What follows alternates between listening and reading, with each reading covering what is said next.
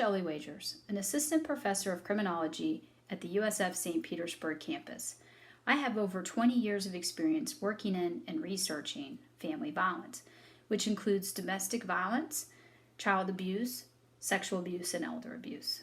My message is for all of our faculty, staff, students, and the general public. The COVID-19 pandemic has brought about unprecedented, abrupt, and radical change to all of our daily lives.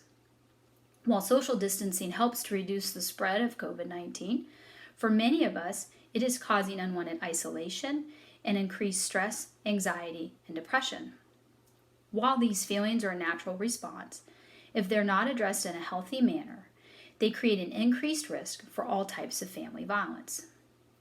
We know that during disasters, such as this pandemic, there will be an increase of abuse in many homes, including those that may not have been previously violent, but become vulnerable to increasing violence due to extreme circumstances.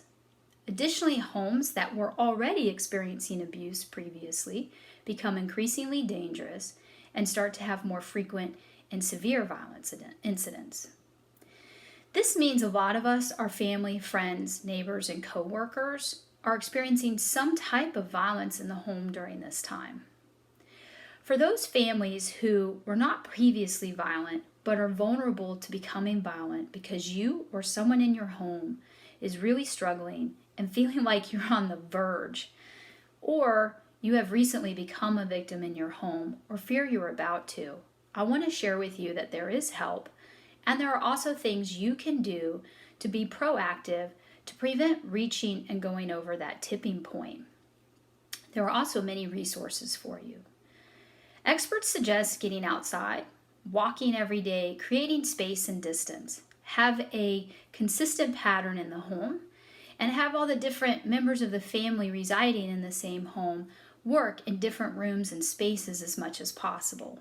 Most importantly, exercise. Many say that doing yoga and meditating can also really help when you have increased stress and anxiety. More importantly, don't be isolated. Stay in contact with your friends and extended family. Talk to them and share. But if those people are not available to you, remember there's also help in the community that you can reach out to. For example, you can call 211 or go to their website. 211 offers a variety of services to include a long list of mental health counselors within our community that are working remotely. But if you're also experiencing other issues like economic strain or can't find food, they'll have a list of all the local food banks and they can help you file for unemployment, which could help reduce stress and reduce the likelihood of reaching the tipping point. However, for those families that were already experiencing violence and abuse, or abuse has already started to occur, remember this is now a really dangerous situation. Most likely in these homes, the victim is feeling isolated and has potentially been cut off from support services. The violence could also be increasing in frequency and severity. But there are ways we can safely help these victims and families too.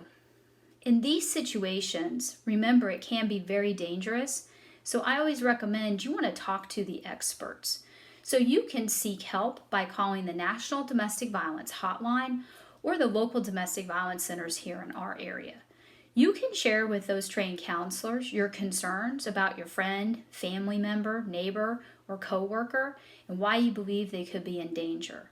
Those experts can then give you ideas of how to safely reach out to that person who's potentially in danger, and or they will work to reach out to that person.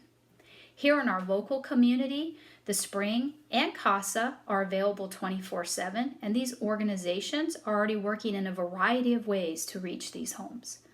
But remember, if you believe that person is in immediate physical danger or harm or anyone in the home, please call 911. If you're feeling like you're reaching the end of your rope and are scared you might hurt someone you love or yourself, there is help. If your home is not feeling safe, or you fear someone you know or love is not safe, there is help. At the end of this video, there'll be a list of resources with their phone numbers and websites for you in our local community. Remember, you are not alone during this time. Please reach out to get help.